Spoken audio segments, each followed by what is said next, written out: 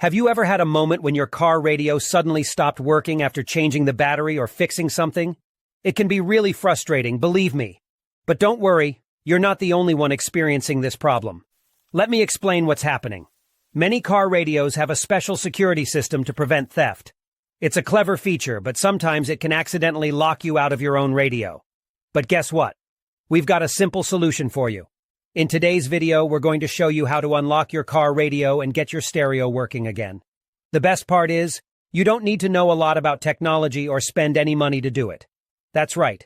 This method is completely free and anyone can do it. So let's get started and fix your car radio together.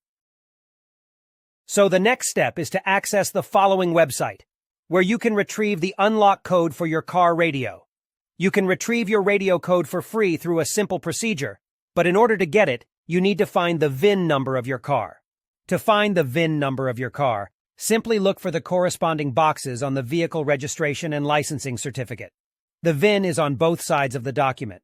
The VIN number can also be found on the car window or other parts of the car. Once you find the VIN number of your car, you only need to complete a simple form with the car model, VIN number, and a valid email address. You will receive the radio code via email. You will receive an email like this.